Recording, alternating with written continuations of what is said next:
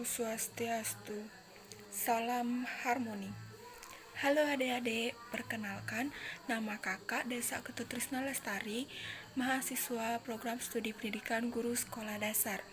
Nah, di video kali ini kakak akan mendemonstrasikan salah satu modal pembelajaran yang pastinya menarik untuk dilakukan. Di sini kakak akan mendemonstrasikan seadanya saja ya, mengingat masih masa pandemi yang mengharuskan kita untuk belajar di rumah, sehingga kakak tidak bisa mendemonstrasikannya bersama siswa-siswa di sekolah dasar. Kakak sendiri akan mengambil peran sebagai guru, dan berikut ini adalah teman-teman kakak. Perkenalkan, nama saya Desa Putu Aririswayani sebagai siswa. Perkenalkan, nama saya Desa Madelia Amelia Putri sebagai siswi. Perkenalkan, nama saya Desa Made Ayu Listia Dewi sebagai siswa. Perkenalkan, nama saya Idewo Dedika Adiwiguna sebagai siswa.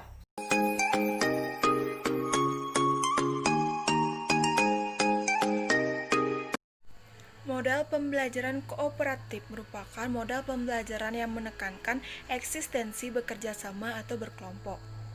Ada berbagai macam tipe modal kooperatif. Salah satunya yaitu tipe TSTS ini, atau sering disebut dengan to stay to strive.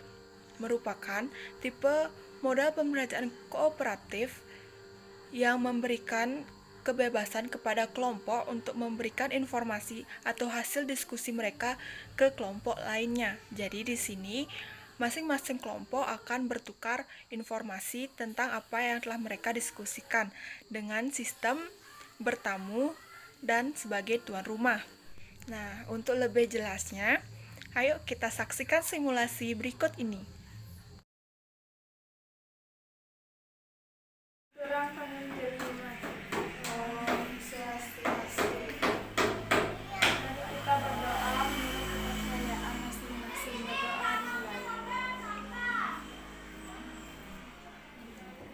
Berdoa selesai.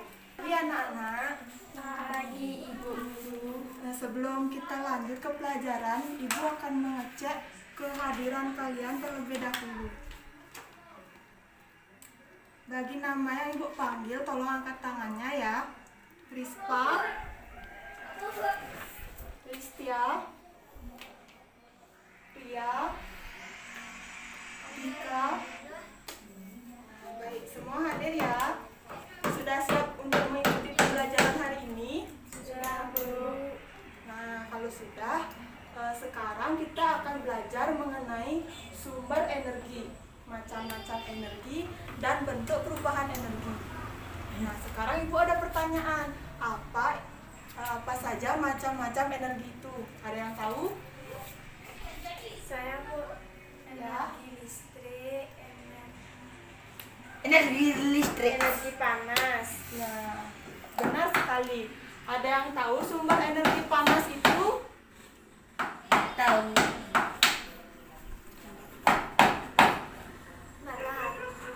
Ya, betul sekali. Ayo berikan tepuk tangan untuk diri kalian masing-masing. Nah, untuk lebih jelasnya, hari ini kita akan belajar mengenai sumber energi, macam-macam energi, dan bentuk perubahan energi dengan cara berkelompok. Untuk itu, Ibu akan membentuk kelompok menjadi 3 kelompok dengan anggota masing-masing 4 orang yang heterogen, oke? Untuk pembagian kelompoknya, nama yang Ibu panggil nanti menjadi satu kelompok ya. Rispa, Ria, Listia, dan Dika jadi satu kelompok. Nah, sebelumnya Ibu akan membagikan terlebih dahulu bahan diskusi yang harus kalian kerjakan. Untuk ketua kelompoknya atau yang mewakili salah satu, silakan ke depan untuk mengambil undian.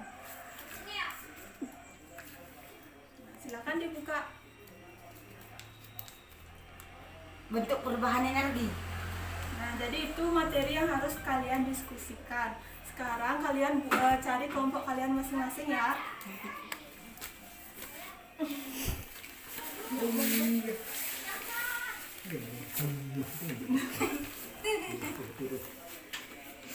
Nah, untuk hasil hasilnya nanti kalian bisa tuangkan dalam bentuk media yang semenarik mungkin, entah itu peta konsep atau mind mapping. Mengerti? Di sini siswa akan berdiskusi sekaligus menuangkan hasil diskusinya dalam bentuk media yang semenarik mungkin. Sementara itu, guru bertugas untuk mengawasi sekaligus sebagai fasilitator dalam berlangsungnya proses diskusi. Apakah sudah selesai? Sudah. Nah, sekarang Ibu akan perintahkan kalian untuk mencari pasangan dalam kelompok kalian.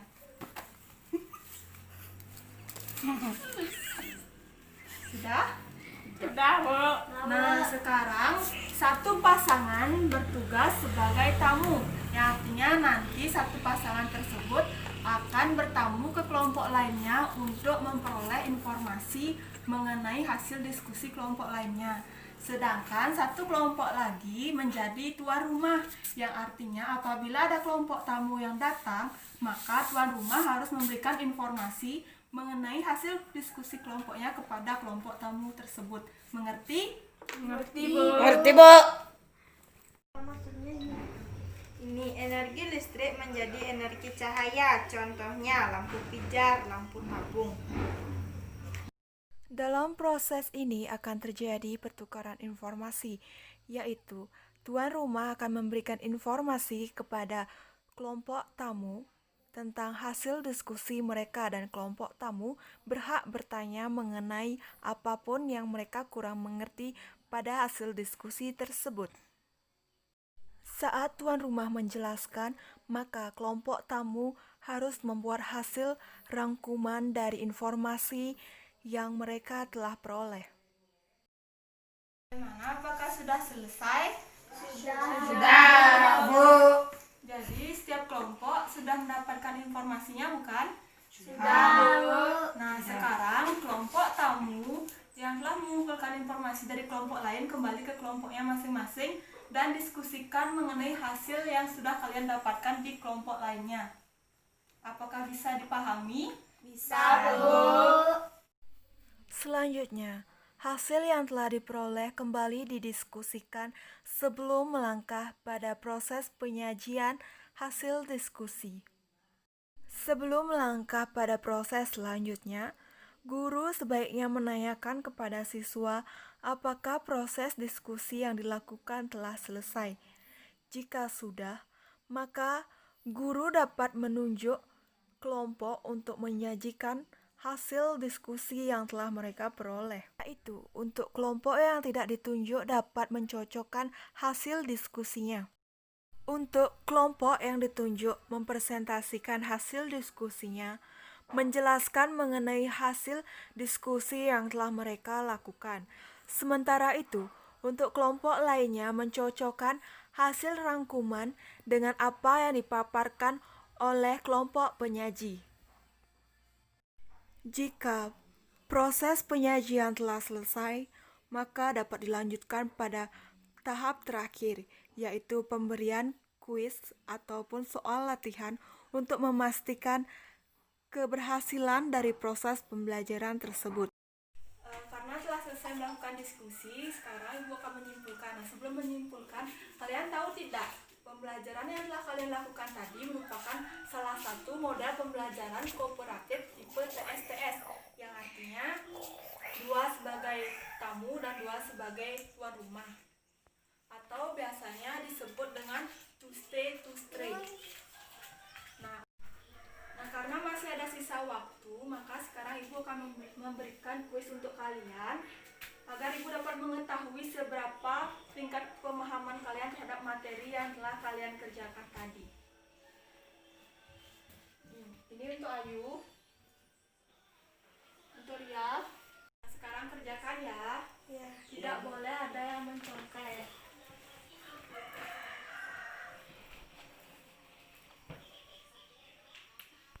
Nah, sudah selesai mengerjakannya? Sudah, Bu. Nah, sekarang hasilnya berikan kepada Ibu ya.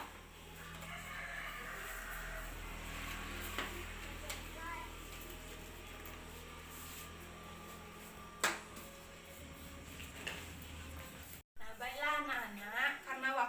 selesai, maka hasil kuis ini akan Ibu periksa di rumah, dan untuk hasilnya akan Ibu bagikan minggu depan sebagai bahan tindak lanjut untuk kedepannya. Nah, Ibu akan menyimpulkan sedikit mengenai pembelajaran yang telah kita lalui hari ini, yaitu mengenai sumber energi, macam-macam energi, dan bentuk energi. Jadi, macam-macam energi yang paling umum kita ketahui itu adalah energi listrik, energi gerak, energi bunyi, energi potensial, dan energi panas. Untuk sumber energi ada berasal dari matahari, angin, air, biomasa.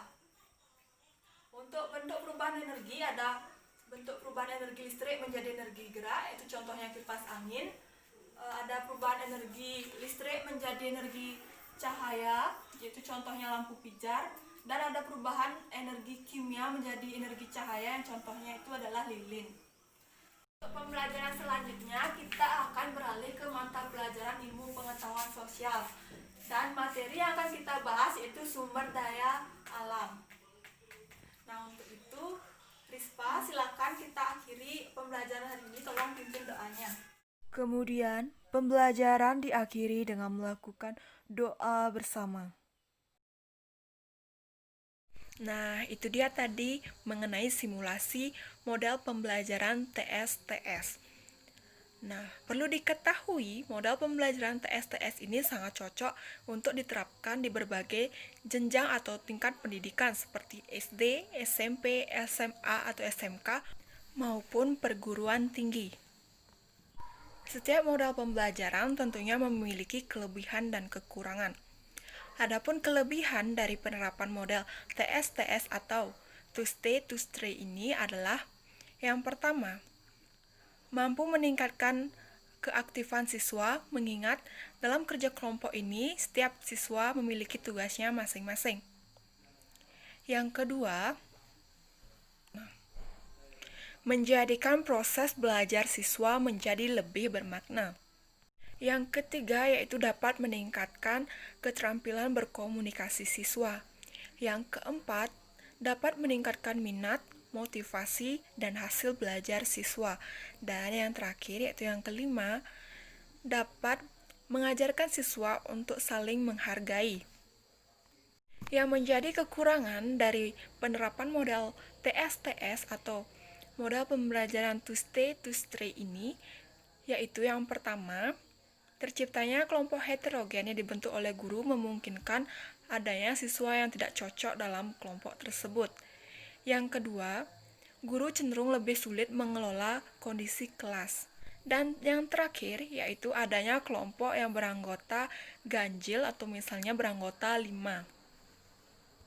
Nah, sehingga untuk melengkapi kekurangan dari model TSTS ini, guru dapat mampu mengkolaborasikan berbagai jenis model pembelajaran yang ada, sehingga pembelajaran menjadi lebih bermakna dan lebih mampu meningkatkan hasil belajar dari siswa tersebut. Demikianlah video simulasi mengenai model pembelajaran TSTS ini. Semoga bermanfaat bagi yang menyaksikan.